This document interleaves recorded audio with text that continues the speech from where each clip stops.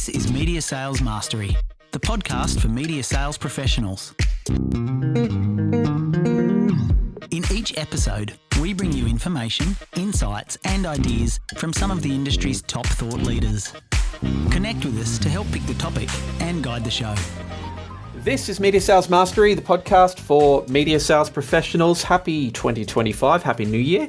Our topic today, going to go straight into it. It's the Ideas Drought, reviving creativity in a price-focused market. Now, this is a dynamic we see time and time again. When an advertising market goes soft, when an economy goes soft, when there are economic headwinds, creativity and innovation take a backseat. Right? Advertisers become laser focused on price. They become laser focused on discount, on value add. Fundamentally, it's a commoditization of what we do. And it's not just advertisers. I think a lot of sellers move into panic mode. They start thinking that price is the only lever they can pull, and they start maybe kind of panicking a little bit. So as a consequence of all of this happening, ideas-led solutions start to get left off the plan, and you start to see that there's very little appetite from the market for innovation, creativity, integration, idea-led solutions. For sellers, this is incredibly frustrating, particularly for sellers who use creativity and ideas as a sales tool. For creatives who work in media companies, this is incredibly demotivating and demoralizing because that's where they get a lot of their fulfillment from their role. And it's just generally frustrating all around. It really degrades the quality of what we all do, and ultimately the consumers that consume our advertising and our content are the ones who pay the price. So for the industry holistically, it is a real challenge. Our guest today is Wade Kingsley. He's the founder of the Ideas business. He's one of Australia's and probably internationally as well, one of the leading voices on creativity in media and advertising. He has been on the podcast before a couple of times. I'm always thrilled to get him back as we dive into this important topic. The first five. Welcome, Wade. Hello, Jamie. How are you? Happy New Year. Happy New Year to you. That was a very niche inside joke, although it's probably not that niche given so many people do listen to the Melbourne Radio Wars. I've got to say, it's good to come on a podcast and not talk about Kyle and Jackie O. I'm looking forward to it. Okay. Well, I'm going to throw the episode plan in the bin and we'll have to freestyle it then. Oh, no. Well, for those that don't know, yes, there's a podcast called Melbourne Radio Wars, and it's looking at Kyle and Jackie O's entrance into the Melbourne radio market through their employer ARN. And we've had a bit to say about them, and Kyle has had a bit to say about me and now refers to me as Wade. There it is. And the joke was that you were kind of like the Heather Locklear, like you were the character that was brought in after it was an established podcast.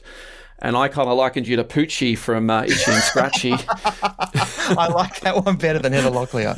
Yes, I was the supposed, special guest star that never left. So I'm very grateful that Craig Bruce and Irene Hume let me come back on every week and just kind of tell people what I think as well. Yes, well, Irene said I'm a P1 listener of the podcast. I don't think she will be returning the favour, but if she's listening, hey, Irene, you're doing great work. And it's a great pod. I'd say I'll actually put it in the show notes. On to you a little bit more, though, mate. Let's talk. You're a returning guest. I think this is podcast number 3 you've done. Yeah.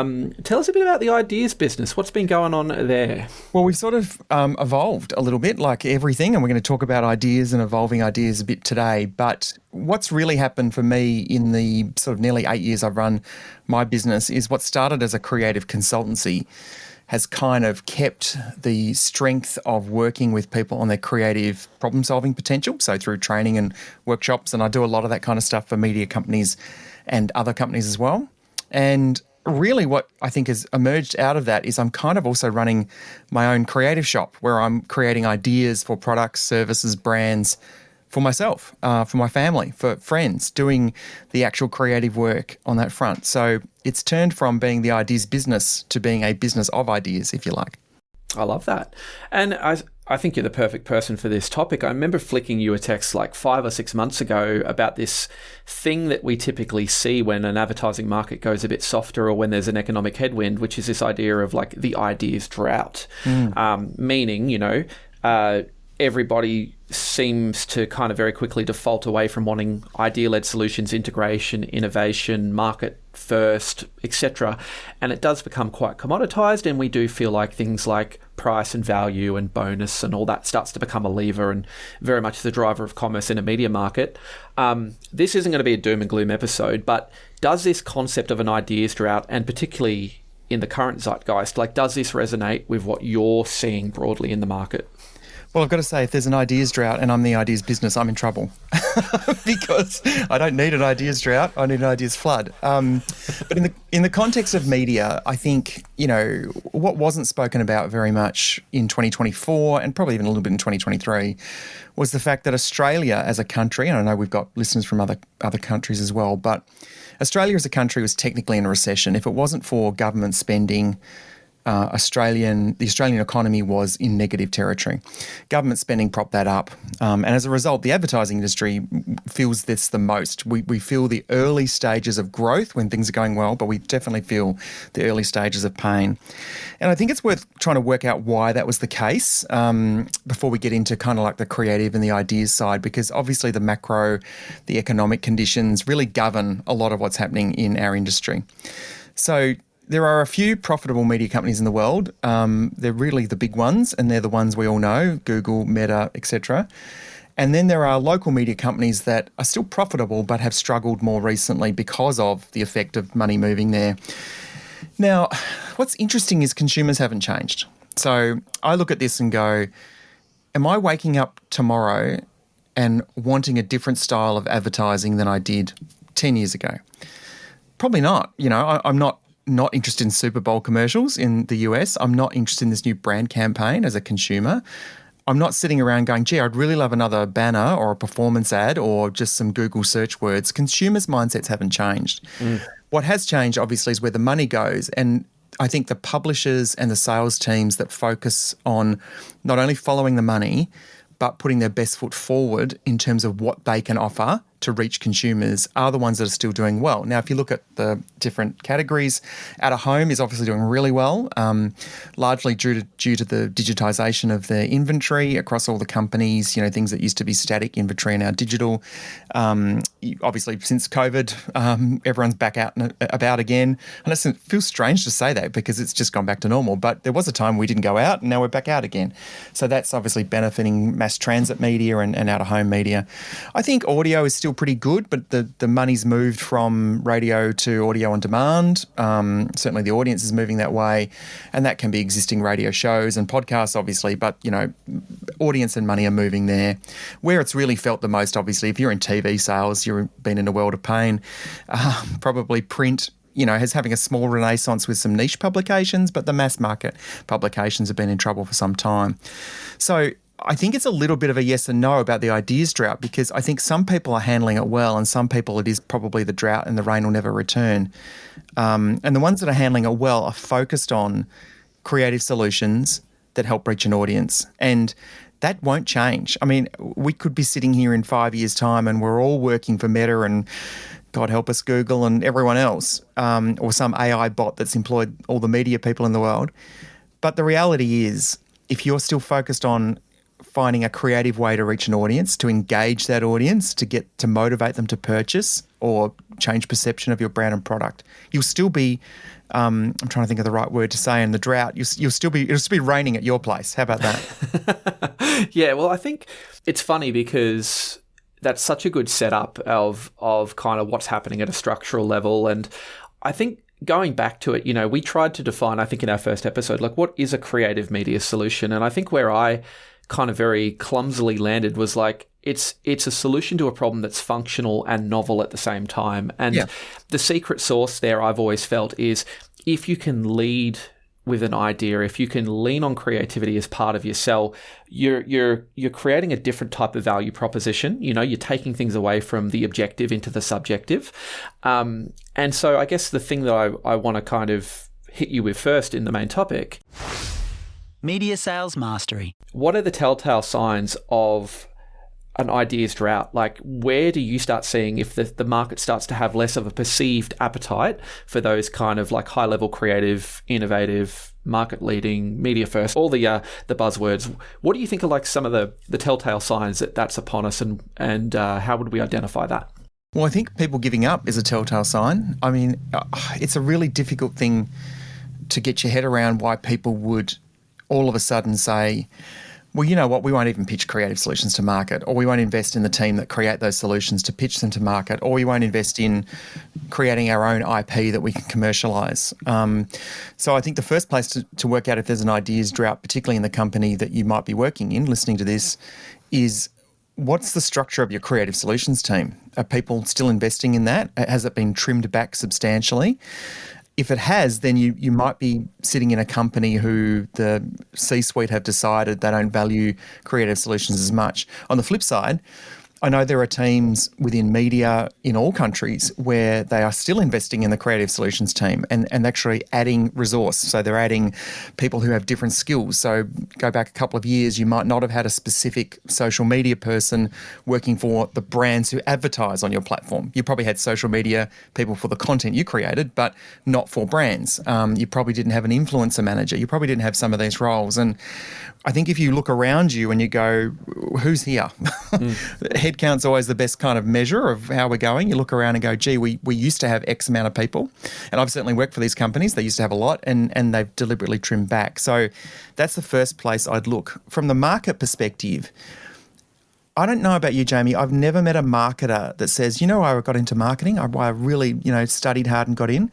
Performance marketing. I really love making sure that the spreadsheet is, spick and span. I really love looking at the data every morning. It's a tool. They're valuable tools and reaching an audience is valuable. But I think if a marketer has given up on it in terms of, look, we can't fight that good fight around creative ideas anymore, we just have to bow to the bean counters, then that's a good sign that there's an ideas drought with the brands you're working with or the people you're working with. I'm going to monologue for a minute here, but you just made me think about something, which is, nobody gets into the industry, particularly into a creative industry like media, marketing, advertising, and, gets really excited about the idea of sitting in a spreadsheet all day. I mean, some do, but the thing that I've noticed too is like the changing cohort of CEOs.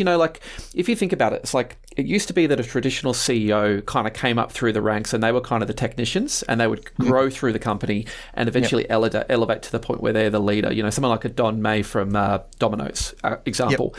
Then you started to see, that there was almost like this visionary kind of really big personality type of CEO come out, like the ones who are really good at articulating a vision for the future, and they're very modern and just very atypical to what you might expect.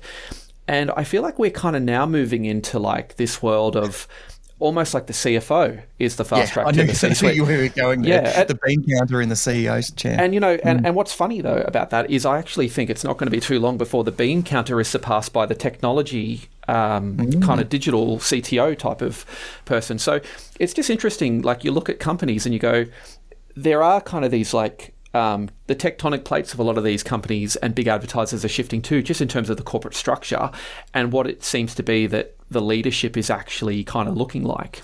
Yeah, I agree. And that move has been happening for sort of the last 4 or 5 years, I reckon, and you bang on the money there. And I'd also add to that, I think if you work for a media company that has an ex-finance person as your CEO, it doesn't mean that they don't value creativity, but it's just up to you to prove it. Yeah. I always one of my least favourite personality quirks is being a victim. I really can't stand that in anyone. If you're sitting in a media company and you go, oh, woe is me, we used to love this. I'm looking at you going, what are you going to do about it? Yeah. Like, what are you going to do about it? And making the case for creativity is important. And there's plenty of research out there to help you. A guy called James Herman out of New Zealand, very clever guy who runs the Master of Advertising Effectiveness course. He had a book called Creativity Matters, Why Creativity Counts. And there's lots of evidence out there, and you just have to go and find it. So, you've got to put up the good fight. If you're really believing that you have an audience that a brand can reach and you can sell that audience and you believe in creative solutions, don't give up. Like, you need to take the fight to the CFO, give them numbers, because there are numbers around, show them the research, show them the data that proves it. Leading on from that point, here's like a question. So lots of advertising budgets are slashed. That's usually a trigger for like, okay, we need to probably not have the indulgence of these big, crazy, almost like the test and learn type of campaigns. But the theme I keep hearing is like, we need to do, 10% more with 20% less. Yep. what's interesting about this is I don't actually understand why, like, this wouldn't be the catalyst for more creativity and innovation, not less, if you know what I mean. Like, scarce resources breed creativity. What's your thoughts on that, just as a general? Yeah. Well, I'm drawing on my own experience here. I reckon the most creative time I've had in media is when we had very little money. I was marketing director of Nova Brisbane when we launched, and we had a huge budget. And I've been at other media companies with hardly any budget, right? And I think back to the things we did at Nova Brisbane to launch, which were very successful, and we had a great team that helped implement all of that activity, but the money flowed. So you kind of went, oh, what could we do with the money, right? When you don't have any money, it forces your imagination to a different place. And you start thinking about, all right, so we need to lean in on trying to be more creative, to do more with less. And I think there's a bit of a confusion out there. I reckon people go, well, people's budgets have been cut back. Okay, so we can't, in inverted quotes here, we can't do the big idea. So take the word big out of it. Right, okay, you can't launch that soft drink brand by flying someone to the moon. All right, can't afford it. But it doesn't mean you can't do something that starts a conversation with your audience or a conversation among your audience about your brand. Some of the most clever viral marketing ideas where consumers are sharing brand content completely on their own in the last decade have come from organic viral moments. They've come from authentic moments that are funny. Like, I think comedy, funny, humor is a completely underused tactic in creative solutions. If you're working in a creative solutions environment and you don't have anyone who's funny in your creative team, get some different people. You need to have people who have great senses of humor, can write really well, can film and edit, can do things that, if they weren't working for you, they'd be creating their own YouTube channel. They're the kind of creators you want, because they're going to find the angles that seemingly cost very little but are going to outperform in terms of creative solution. Oh, wow, we just came across this idea and, Jamie gave it to us. It was amazing. He sang this tune and all of a sudden you're off, right? But what happens is people get blinded by the wording. Oh, we can't do a big idea. So take the word big out of it. Can we do an idea? Of course we can. How would we focus in our resources? Who is around us? Who can we find to help develop a concept and then put that to the brand and see if they can amplify that concept across all their own channels as well. Such a good thought, mate, because and I'm going to lean heavily into radio here because it's very much my background. I used to always think that there were sort of these two mindsets you'd encounter with a content team, particularly in a station without a big marketing budget. Yeah. You would have the teams that, to your point, very much kind of just protected the content and said, look, we're not going to compromise on or subvert a process around what our winning content formula is. We get that there's market pressures, but we're still not going to integrate that brand on air in a way that sounds clunky or, doesn't serve the audience. But then you would have the complete polar opposite of that is like, Jamie, we don't have any cash. Like, what's this brief? How does this brief become an opportunity for content? And how do we look at this as a way where we kind of do that golden triangle of audience, advertiser, and the brand, that triple thing. And I guess I'm just curious, from your perspective, like, probably one we don't discuss enough, but like, when you start having a market that seemingly doesn't have an appetite for ideas, we've kind of covered what the challenges might be at selling. We've kind of covered what that impact might be on the morale, but of certainly the creative people. What do you think are kind of like the tactics to go out in that kind of market? Like, where do you think the pockets of opportunity for creativity still exist, or how do you still open those conversations up when you're talking to a customer? Well, I think from a media sales perspective, one of the things you should always do when you're not sure what to do is play to your strengths. So again, like I said, most marketers didn't get a bet to, do a spreadsheet meeting versus doing a big brand campaign. A lot of media salespeople really love working in media because it's social. It's fun, it's social, you're creating stuff, it's relationship-based by and large. People like buying from people they like. So think about something you can do creatively with your clients. It doesn't have to be, hey, why don't we give you tickets to this concert? It could be, we're going to hold an amazing race and it's going to cost us a little bit, but we're going to do it. Or it could simply be starting a newsletter with some stuff in it. Like, I think draw on your own creativity with your customers first before you then try and pitch creative ideas. Because if you're constantly in a customer's face with, here's what we're doing, demonstrating your creative chops as a brand or as a business or as an organization, it's going to make it easier to tee up a creative solution when you want to pitch one, particularly if you're not given the brief. Yep. If you're just given a very basic trading brief and you think, gee, there's a really amazing solution we could do here. If you've been having a creative conversation with your clients, showing your own creativity, showing your brand's creativity for a period of time, they're going to be more receptive and open to hearing what you've got to say. And I've seen this happen time and time again. Teams, particularly frontline sales teams, that sit on their hands, sit at their desk and give up and go, oh, well, it's just this brief, and don't see an opportunity, will always get beaten by the salespeople who go, yeah, but why don't we just throw something at them? Let's just see. And that is a controllable from a salesperson perspective. You can control your ability to have a conversation with a client. But I think if you're just going to cave and go, oh, well, the market's moved, the good old days are gone and all that kind of nonsense, well, then you will be extinct. And you're going to be replaced by someone who sees an opportunity and loves pitching creativity, not just for their brands, but for the organisation they work for. Where I reckon that's particularly prevalent is if you're like the incumbent on a brief. If you've been working with a client for many years, you've won the brief like 3 or 4 times in a row, and you go, we know the play, we know what they want, this is what's important to them, let's just be super prescriptive and give them exactly what they want.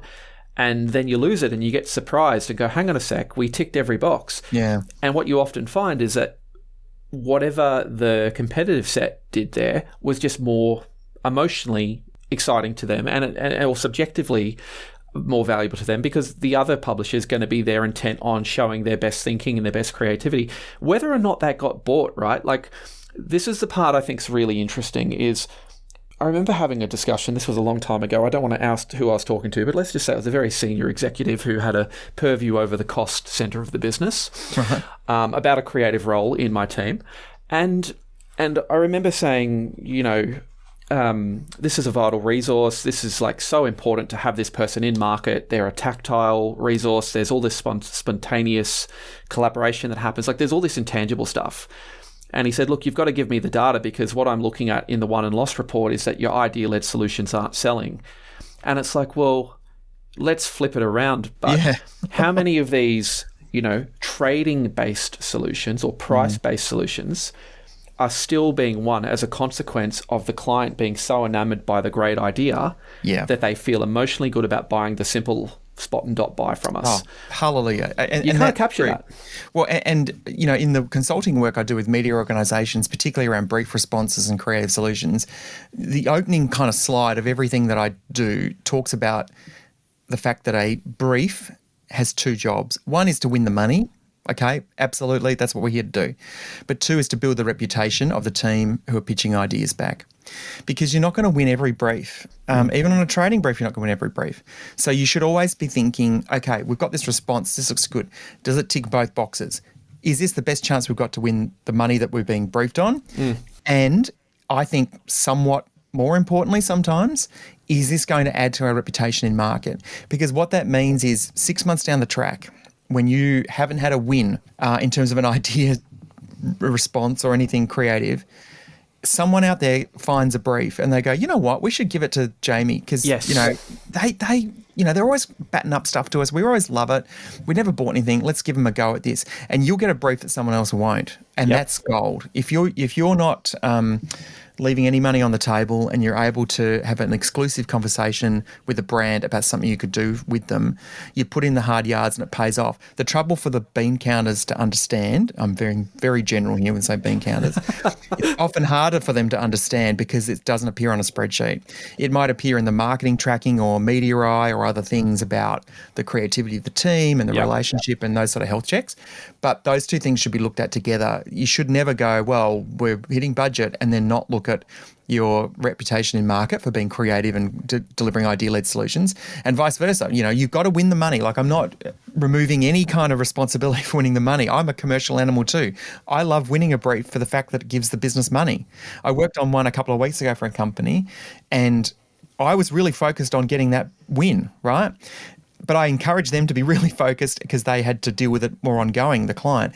Building your reputation for putting creative solutions in market, that will pay off over time. And the more you do it, more consistently you do it, it'll work. I remember when I moved back to Brisbane, I had a coffee with James Cridland, who you of course know, and I got him to do a bit of work in market. But I sort of took him through the, shall we say, like almost the pitch philosophy that I was trying to embed in the team. And I remember he really pulled this line that I kind of had that he really liked, which was, we want our solutions to market to be, all the functional stuff on time, on budget, blah, blah, blah, but a little bit surprising. Yeah. And he just said that's actually gold, because what that does is if you build a reputation enough through every brief, be it a $5,000 spot buy, be it a $500,000 contract neg, if you have that reputation for like, they always come at it from a really interesting angle, you're gonna basically have briefs materialize out of thin air that are going to come to you just because they like to see how you think and respond. Yeah. And then you start talking about, imagine trying to compete against a publisher who has, basically had a brief written for them, and just to be fair and equitable, the agency's flicked you one too. Yeah. Like, good luck winning that. Yeah. Look, but you do raise a good point around ROI, right? So have you seen anywhere around the world with any publishers, any brands you work with, is there a way to reposition creativity as a tool for ROI rather than a nice to have? Yeah, absolutely. And James Herman, who I referred to earlier, if you look at anything he's got online about advertising effectiveness, and you look at some of the principles, I've done his Master of Advertising Effectiveness. It's excellent. Fully recommend people do it. Look it up. I'll give you the website to put in the show notes, Jamie. But easy. Look it up. It's brilliant. It's easy to do in terms of time and commitment, but it gives you the access to the data. There's thousands and thousands of case studies through WARC, the World Advertising Research Centre. They use some of the Byron Sharp stuff out of the Uni of SA Marketing Division, Marketing Science area. And the evidence of creativity in an advertising sense, how much creative adds to ROI, is without dispute. The trouble is people don't use it or don't see it. They rely on, look at us, we're this publisher, we've got these great shows and you should buy it and we reach these people. Every sales deck should have some kind of advertising effectiveness data point in there with a reference to either James's work or other people's work. There's plenty of it around the world now, because I think we often think it goes back to what we're putting in creative responses. We've got to win the money, we've got to win reputation. One of the ways to enhance your reputation is to give the agency or the brand research. They don't have as much as we think they do. They have a lot of research about their own brand. They have less research about advertising in general, and they have less time to go looking for it. If you can say, hey, listen, we've come up with a solution. I'll just make this up. We've come up with a solution to launch a soft drink. You've asked for a kind of a pretty tight spend and return on investment based on audience, and here's all those metrics, yada, yada, yada. But here's our big idea. We're going to launch this soft drink by getting someone to walk to the top of the Opera House, take a selfie with it and walk down again, and we won't publish that till the next day. And someone goes, oh, that feels a bit dangerous and nervous and exciting. You go, yeah, but, we know from the World Advertising Research Centre that surprising is an important element of creative solution. We know it adds 62% to ROI based on blah, blah, blah, blah. And we know that being emotional is more important than blah, blah, blah, blah. So if you're launching a soft drink, the whole point is about cutting through the market noise. And the budget you have briefed us isn't going to do that on its own, and the budget you briefed other people hasn't do that. There needs to be something that pops through to get that earned media potential, to get the PR moments, to be on the news, all the things that are valuable. But we have some data that proves that those style of ideas and campaign works. I would struggle, I reckon now, Jamie, to find anyone who is doing that, who is actually putting a deck in market that says, answer the brief, here's the idea, and here's the research which says this kind of idea is effective, and here's some examples of other brands that have done it. I reckon we have so much access to so much research and we use so little of it, and that is a crime. We should be out there pushing that research regularly. I think so. But the thing about it, which I would not challenge, but I would say is, I think that research is abundant. I think the way that it's being embedded into the market or incorporated into the sell is where we're missing a trick, right? And I'll give you a real-time example. We had a really robust piece of third-party research when I worked for a publisher around the role of creativity in the effectiveness of the channel. It was in every sales deck. Every salesperson knew it. It was getting put into, it was presented ad nauseum, like textbook best practice, right? I was going, this is being embedded into the marketplace. The issue was that it was just a stat there was no insight. There was no way of contextualizing it, right? Yeah. So I think the stat went something to the effect of, X percentage of effectiveness of your campaign comes down to the creative. Cool. Why? Yeah. So what? And Right? and that's the salesperson's job. The salesperson's job is to prove the case why someone should invest the money in you. If you're selling widgets or you're selling advertising, your job is, I talk about this a lot in my training sessions, it's the transfer of belief. Yes. Because in media sales, we're not actually selling anything. We have airtime, we have ideas. There's not actually a box that we go, now you've bought it, congratulations, here's the keys, open the box. We're actually selling intellectual, conceptual properties and information. So if your job is to sell that, then it's your responsibility to find the way to sell that and transfer the belief that you have that the solution is going to work for them into the brand manager and the agency or the marketing person. And one way to do that is evidence. One way to get people to believe in something is evidence. Hey, guess what? More people will do this. Well, how do you know that? Well, because someone else has done it and this is what they found. That makes us feel more comfortable with taking a risk on a creative solution. So I'm very much, I talk about being sort of, commercially creative. The creative ideas is kind of like, that's the lifeblood. That's what I love. But it goes nowhere unless you've got the data to support it. You can't just go, oh, here's a great idea. Why don't we just send someone up the Opera House and launch a soft drink? Someone's going to go, how do you know that's going to work, right? And you go, well, let me show you this Volvo campaign where they launched this new model over there and they did research afterwards. They found this, which ties interestingly into the World Advertising Research Centre research, which says campaigns that have more surprising elements, blah, blah, blah, blah, blah. And you're giving the context, right? Put a stat in a presentation, it'll get forgotten. Put a story in a presentation, it'll be remembered. And that's where I think it, I feel like you and I always dive into this, usually because of me, and anyone who's audio only won't see the guitars hanging on my wall in my music room. But I talk a lot about songwriting, right? Because songwriting to me is a really good proxy for a lot of what we do in media with creative. And the reason why is because there is a formula to a hit song, right? There is a contemporary pop structure that everybody adheres to. There are certain non-negotiables for a hit song, right? But what you don't have is 50,000 homogenous things that all sound the same, right? Yep. It's a lot about how you remix the same ingredients to feel fresh and different. Mm-hmm. And so to me, I think one of the biggest things that you're saying, right, is you can have a great idea, but you can basically take someone else's playbook and make it feel like a new idea. This is a proven formula. This is a proven framework for how this brand did it. These were the core elements of what made that successful. And here's how we've kind of spun that up into something new and different. But we can go to market safe in the knowledge that actually this is a bit of a proven playbook to get that. That's right. Yeah, and I think it gets down to perception sometimes. People think that there's a lot of creative people, as in not everyone's creative. I mean, like people whose job it is to be creative in a media company who they kind of shun away from the metrics. Like, oh, we just think it's going to be a great idea. We feel it, we love it. And that might be true. But in the transfer of belief, you need more than just the, I think this will work kind of sell. Yeah. But it's the salesperson's job to work with the creative person and go, yeah, look, I really buy into it too, but help me persuade using some evidence. And I wouldn't be saying this if there was an abundance of evidence. There is an abundance of evidence, and your job is to create that story, create the nuance that makes people remember it. I think that if I think about any campaign response I've either sat in when working for a media company and pitched, or been the recipient of when I was working in agency, the ones that I remember and the ones that invariably won or got up had a story. It was a very simple structure, but it was like, here's your problem. We think this way. This is our insight. Okay, that could be interesting. We've got some options. We think this one's the best, but this one could be a little bit, different. But we really believe in this one. And here's why we believe in this one, X, Y, Z, X, Y, Z. And the testimonial component of getting people to record a video going, hi, Hungry Jacks, we really believe in this idea. Everyone expects that. It's like a job reference, right? Yeah. People are just going to say nice things when you ask them what they're like.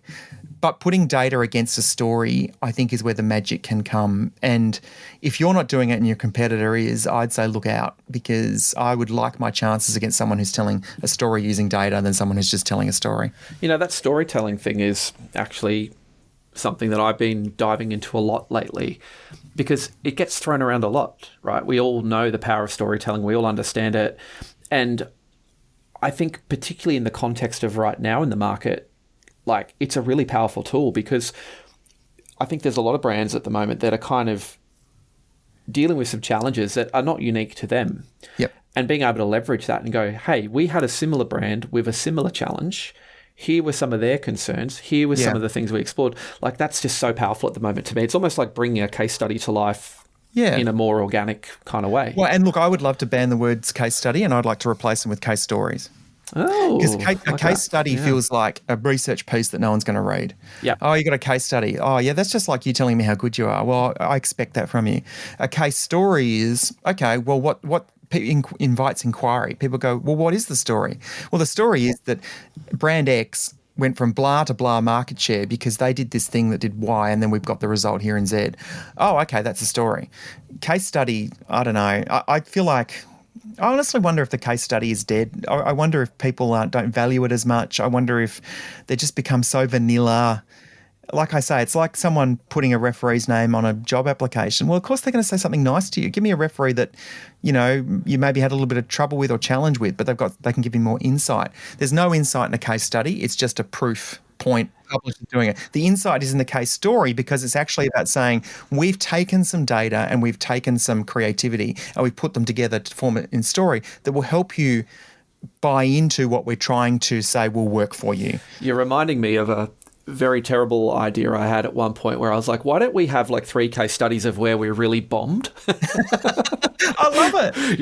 And I was like, but in all seriousness, that would show, if you pitch that to me and you did it, nuanced, it wouldn't be just like, hey, we're fuck ups by this. It would be like, look, here's some things we've tried. If it demonstrates the fact you're willing to have a go, I would give you credit for that when you're next presenting a creative solution, because you can say, well, we've tried and failed. We've learnt something, so we're not going to fail with your brand, right? So it's got to have the nuance to it. But I love that idea. Yeah, the line of thinking was that it was literally to say, like, here's what we did. Here's what we did when shit actually hit the fan. Yeah. And in full transparency, it was actually a friend who runs an agency in their pitch deck. And I was kind of like, look, you're going to have people getting completely exhausted by seeing all these glowing. It's exactly what I said, was like, no one's going to put someone down who's going to give them a bad reference. Yep. If you differentiate through showing your 3 biggest fuck ups, but what you learn as a consequence, how you course corrected in real time, and what you do. I'm like, imagine the credibility that's going to lend you as a partner. Guess what 100%. Happens when shit hits the fan? Here's how we respond. Here's how we very quickly get it back on track. Didn't get over the line, but I appreciate your positive feedback on it, bud. So let's talk about that, right? So I like that idea of, a case story, pitching, packaging ideas, putting them together, selling ideas in a way that makes them more accessible, aligned to like a value-driven mindset. Is there anything at the moment for someone frontline that you go, these are the things I'd be really thinking about when I'm pitching to the market? Yeah, I think there's one headline thing that I wanted to bring up as a discussion point, and I'd love to get your feedback on this, because it's something that I'm seeing and it's a little bit of a sacred cow, and I'm not sure if yet I'm on the right bus, so you can give me a bit of a guide here. Mm-hmm. I think if you're in a media sales team and you're responding to a brief, I actually believe you should be thinking more about including your competitors in that response than ever before. Oh. Now, let me give you my logic here. And this has come off a very recent experience I had. Yeah. So sometimes when agencies brief out, they'll brief out 2 pots of money. One is here's what you got to do spots and dots wise, and there's a little bit left over for an idea. And look, these always have these weird kind of expectations. We want a big new idea. We want a media first. We want a blah, blah, blah, blah. Whatever. But the end result is you want one that is performance-based in terms of reach and engagement and all that stuff. And you want one that's kind of like let's call it a creative solution for one of this discussion. I think with a creative solution brief, they're not going to go with 10 different creative solutions. We're not going to go, we really like the one we got from Nova, we love the one we got from O, and we love the one from Foxtel. Let's do them all. They're probably going to pick one. And so if you come up with an idea you think is a cracker and it meets the brief and you think this would be amazing, I think now more than ever, your first call should be to a competitor. Maybe not a direct competitor, like if you're in radio, don't go to the radio competition. But if you're in radio, reach out to one of the TV networks. If you're in one of the TV networks, reach out to the outdoor companies. Yeah. Because first of all, you're saving a lot of time and effort on the part of the agency or the brand because you've done a little bit of legwork for them. You don't have to give away the farm. You might just say, look, we're going to pitch this idea. We'd love to get you involved in it. How would you bring it to life? That kind of stuff. It doesn't really happen a lot, but I reckon I'm seeing more now from the agency side of things where people go, hey, that's really great that you've kind of coalesced all these assets or publications or platforms around this central idea, because I think it's a time saver, and it also shows them that the idea you're pitching has legs and longevity outside of your own channels. Because too often you'll go, well, it's a great idea. What is it? Oh, well, it's Carrie and Tommy and they're going to broadcast from London. Okay, great. So we fly them over to London. What do we get? Oh, no, they're broadcasting from London. That's the idea. Okay, but we need to leverage that more. We're not just going to hand over a bucket of cash for first class flights. What are we going to do here? Oh, well, actually, what we've done is we've talked to the project, and the project are going to do X, Y, and Z. And we've also spoken to News Corp, and News Corp are going to run content about blah, blah, blah, blah. And all of a sudden, what you're saying to them is it's a holistic creative solution, not an isolated creative solution.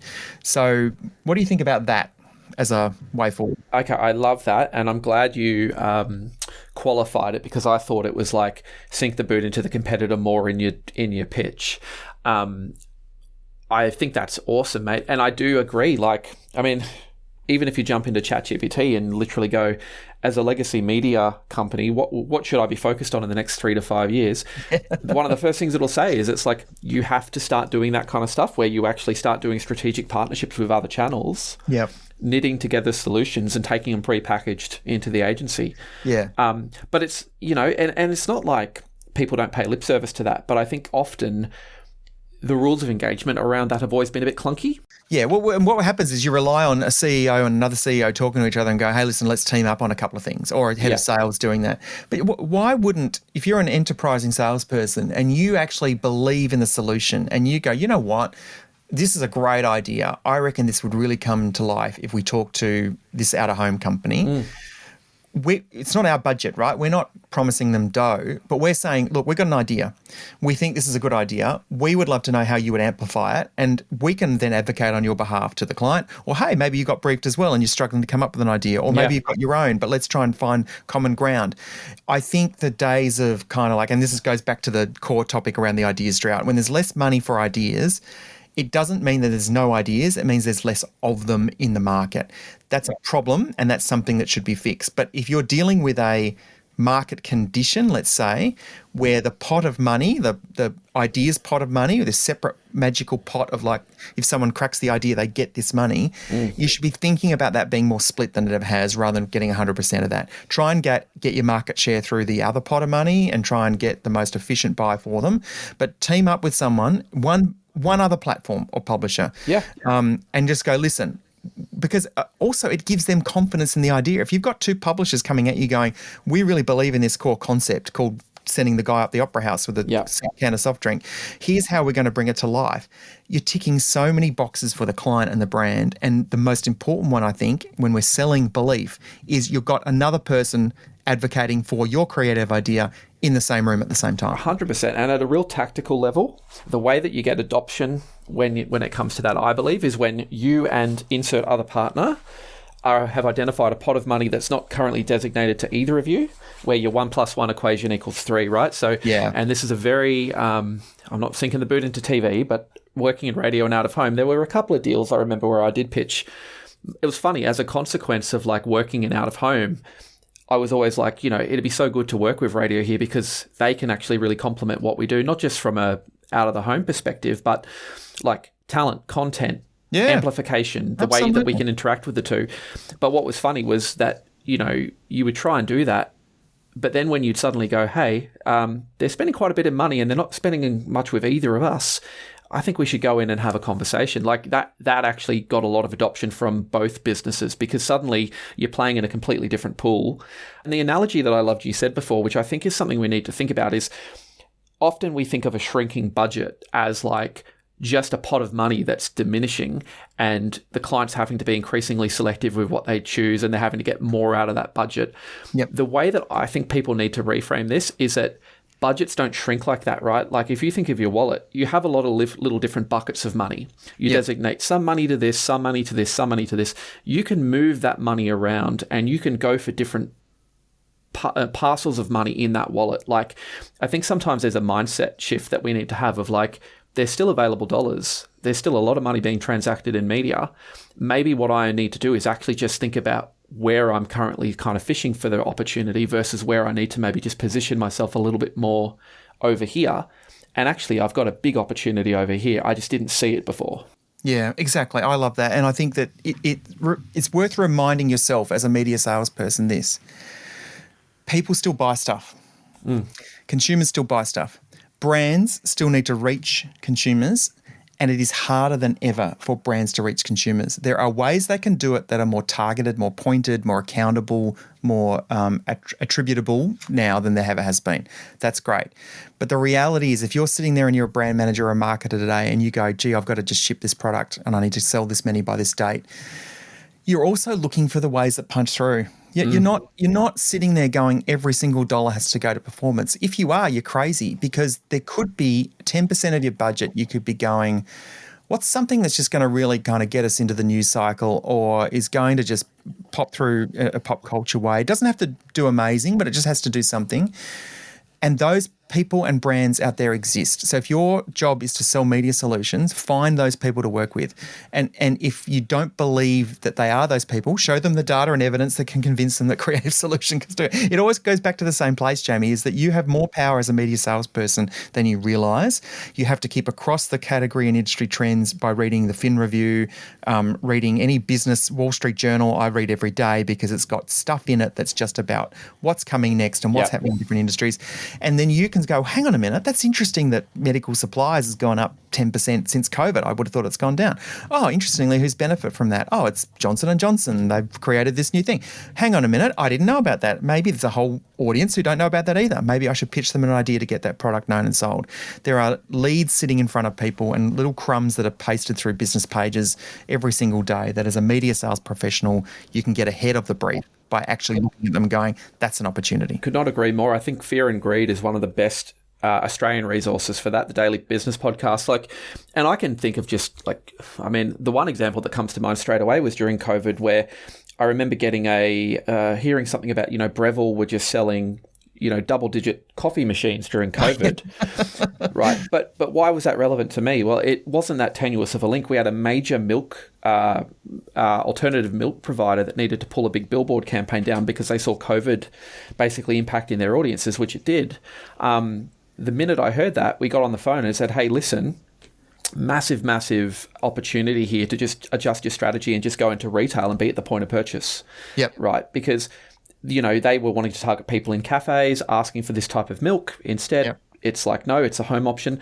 That would have only come about by just immersing myself in something like Fear and Greed and just being a little bit plugged in. Like that commercial awareness piece, you can't understate. And you know what's funny, mate, is I think sometimes we can take creative media solutions really literally, and we often think it's this toolkit of all of this zany stuff that we have in our business. And sometimes real creativity is like, how do we make this brand feel like a market leader when they've got a fifth of the budget? How do we make this client feel like they're bigger than they actually are? How do we let this client, how do we get people to buy this client's $5,000 product at a time where people are slashing their home budget? That's actually, to me, where some of the creativity comes out. And sometimes if it's a trading-based inventory solution, but you've been able to come up with it in a way that feels very creative and very innovative and thinking quite differently, that's a creative media solution. Absolutely. And again, you'll get credit from whoever you're talking to for being smart and creative in the way you think. Love it. All right, let's jump into the list of questions and then we'll wrap it up. I can't ask my sales manager that.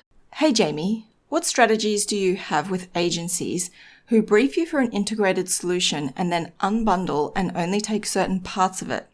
I'm worried that a lot of the best parts of our responses, like content, aren't being valued because they don't fit within the agency's evaluation criteria. I hear this one a lot from media sales professionals too. I've been hearing it a lot, particularly in the last couple of years. What's your initial thought? More recently, you're hearing it a bit more?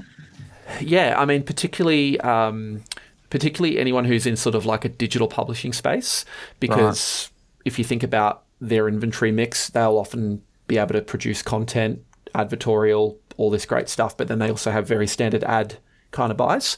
Yep. I think what I'm sort of getting from it is a lot of the time they're going, the agency's kind of stripping out what we think is kind of the really good stuff that's going to drive the effectiveness of this idea. Yeah. And we're just kind of doing the spreadsheet metric stuff. It's a challenge because to me it kind of sounds like you're a car dealer and, you're selling a BMW and someone's come in and gone, you know what, I just want the sporty version. You're like, well, this other version's better and it's got all these things. And then they go, no, I want the sporty version. You go, okay, cool, take the sporty version. It still does what they want and they've made their own evaluation, but you're sitting there grumbling going, gee, they should have taken that other one. And maybe you're right, but I think when the customer's in charge, it's very little power you actually have. In the integrated solution space, I've certainly been on the receiving end of, we think you should buy X, Y, and Z. Wait a minute, Y doesn't work without X. That makes no sense. But okay, you want to buy it. I would be focusing my energy and effort on trying to find the people that actually value it rather than trying to skim over the post-mortem of people that didn't. Of course, that's hard because you're sitting there and you're responsible for or you feel like you're responsible for getting the campaign a result. The reality is you're not. You're not in 100% control on that. You're only in charge of what they buy from you and making sure that gets implemented and optimized effectively. So if someone's pulling out a piece and you go, gee, that was an important piece of that idea and they don't want it, they don't value it, I don't know if there's much to be gained by consistently getting gloomy about that. It's the customer's right, I think. If I'm a consumer, I am a consumer like you are. It's my right to choose what I want to buy. I think that you are better than going, all right, well, let's leave that one. Let's try and find other clients that actually do value all pieces of it and spend more time with those. Particularly, I think, we started this episode talking about the advertising recession and what it's been like over the last couple of years in Australia, is if you spend time with people who only want to spend a certain amount with you and only want to do it a certain way, cool. I would be wanting to spend more time with people who want to spend more with you, even if there's fewer of those, but do it in a way that you think is actually going to work for them because they'll keep coming back. If it's working, they'll keep coming back. The ones where they didn't take everything and you're almost in your head going, told you so, I didn't think that was going to work because you stripped that thing for parts. You're not going to really turn their minds around, I don't think. Maybe you are, but it's going to take a lot more effort. I would be focusing my resource on people that actually trust you and go, you know what, you've got this. We believe that X, Y, and Z are important, so we're going to take all of them. I had a client just recently sit me down and she asked me a really interesting question. She said, why is it that... You always bring a guitar to meetings? Yeah, that too. Well, I wish she asked me that because I would have talked her ear off. No, the question was like, why is it that, best case scenario, our revenue split across these products is about 10%, in our normal operating. And then sort of in some of the stuff you've been doing with us, it's a little bit closer to sort of 30%, right? I just want to diagnose, what are we doing differently here? Is it a sales team mindset thing? Is it a pricing thing? Is it a packaging thing? And I actually said to her, I'm like, you're not going to like my answer. The only thing we've changed is our customer that we're pitching it to. We're not doing anything differently. Yep. We're just selling it to different customers. We're taking it to people who want to buy what we want to sell. Absolutely. That is worth a lot. And look, I know if you're listening to this and you're a frontline media salesperson and you're thinking, oh, thanks you two, that's easy for you to say. I've still got to go and sell stuff. I can honestly tell you to a T, and I run a business as well, right? I will get more revenue out of people that want to buy from me and I have a good relationship with than chasing people who it's a punish to do. Yeah. If you can find the most loyal, passionate believers in what you do, you build up that trust with them over time, you've had a relationship for a long time, you've transacted well, you've done everything right by them and they like you, go and pitch them 3 other ideas. The trying to get the guy who's harder to buy and the category that's harder to crack. I know that that's what sales directors and chief sales officers want, is some category spread to reduce the risk. But I don't know. If I was a salesperson, I'd be doubling down on what's working. And I think the one thing that comes to my mind when you said that, Jamie, was this is a Jerry Seinfeld quote that he had. He was being interviewed about, his comedy style and how he writes and stuff like that. And there's a comedian's mantra, which is this: if the jokes aren't working, change the audience. Which is, if you think it's funny, it's funny. right? If you're a comedian and your job is to write jokes and it makes you laugh and you think it's funny, then you're probably going to be right. If you're pitching it to an audience and they're not laughing at it, well, maybe you're going to find a different audience. Maybe it's pitching it younger or pitching it more alternative or pitching in a different market or whatever. And I think that sometimes applies to media sales. If you're banging your head against a wall with an agency or banging your head against the wall with a client and you're not getting anywhere, find the one that you're doing really well with and go, I'd love to do more with you. Can I come back in every 2 weeks and present something? Oh, here's this piece of research. You're going to gain a lot more from that. To round this out though, you raised a good point, right? It is easier said than done. Let's add some additional potential context to this person's situation, which I have personally been in. Maybe they're in a small market. Yep. Maybe they are assigned a very finite portfolio of agencies or customers that they need to deal with, and they ain't going to other customers. They've got to make this work in their existing customer base. Yep. If we were diagnosing it, you're absolutely right. Like, I totally agree. I think it's like change the customer, don't change the product. But maybe there is something missing here just in the way that they actually are bundling this together. Like, if it's so easy to unbundle and it's so easy for a client to just strip it out and treat it like a menu, is there actually maybe just something missing where it's like you clearly don't have a strong enough concept or idea or rationale kind of binding the solution together? Like, if there are things here that feel ancillary that are easy to pull out, maybe actually you do need to go under the hood and go, what's making this so easy to unbundle it? Does it feel ancillary, or does it feel like it's not aligned to the client's objective? Yeah, that's a great point. And look, I took that question at sort of face value of, really we think it's great, but the agencies are kind of just unbundling. But maybe there's an opportunity in there to do a bit of self-reflection. If I think about any solution, I'm trying to rack my brains to think of a solution that was unbundled versus one that wasn't and what the difference would be. I would say that what happens a lot in media sales is we're selling the platform, right, or the channel, and we're saying this idea works on the channel. Whereas really what we should be selling is a concept. Yep. So the concept is X. The concept is launch the Jamie soft drink and we're going to send, I don't know, who's popular at the moment, Sam Constas from the cricket team. We're going to send him up the Opera House with the drink. He's going to take a selfie, come down, and the first people see about this is online. And you go, okay, all right, we like the concept. Now, how do we execute that? Well, here's how it would play out across blah, blah, blah, blah. Here's a editorial. Because it's, how do you unbundle that? The only thing you can unbundle really is the channel selection. Well, we can't afford radio, so we won't do radio, but we can do more social, blah, blah, blah. But him walking up the steps on the top of the Opera House with a drink is very hard to unbundle. So to answer that question in the framework that you've now given me, I would say maybe your idea is too complex. Does it need to be simplified? Can it be brought down to a very core individual idea, which is Carrie and Tommy go to London. Guy walks up top of Opera House. So-and-so lookalike contest, right? Can it be really boiled down so the idea itself can't be unbundled? Because then the concept, the integrated solution concept is maintained, the integrity of it.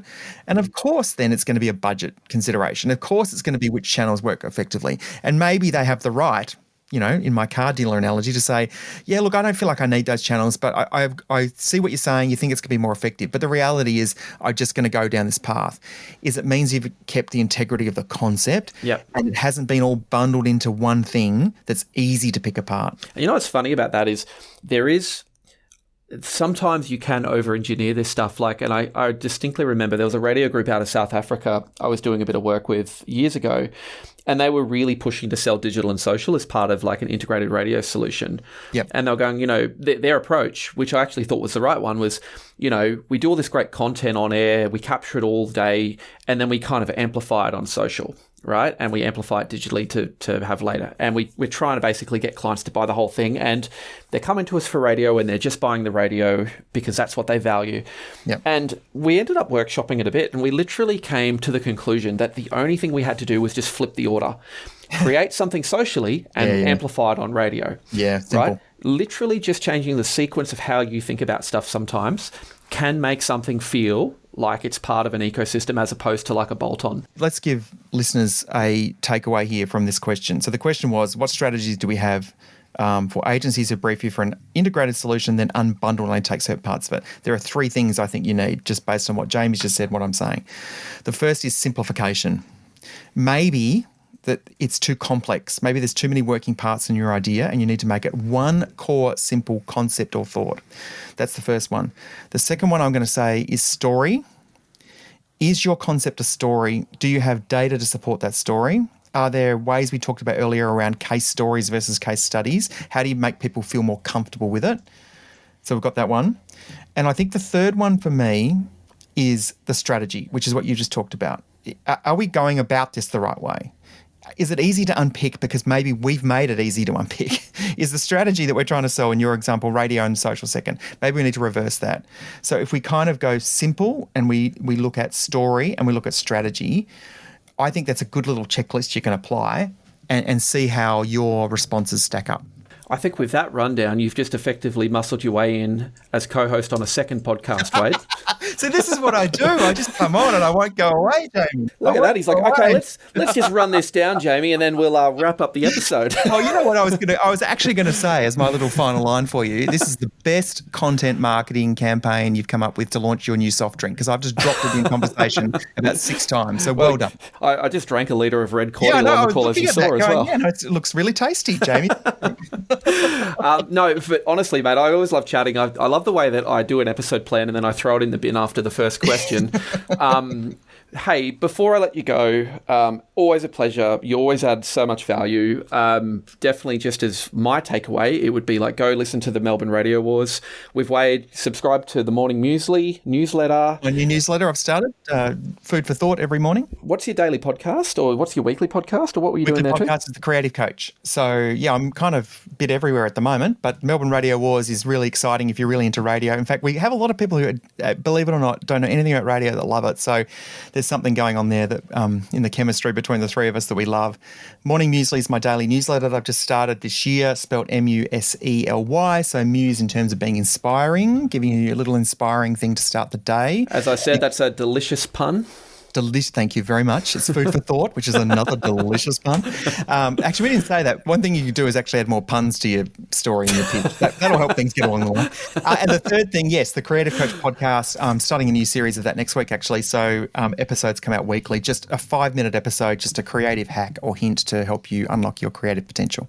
Love that. Well, I don't think anyone's going to be suffering from an ideas drought if they get all of that content into their feed and into their ears. Wade, as always, thanks so much, mate. And I'll put a link to the Ideas business in the show notes. Connect with Wade on LinkedIn. Check out his stuff. You're an absolute legend, and you're my favourite South Aussie, even though you don't live there anymore. I wondered where you were going with that, but I'll take it. Thanks, Jamie.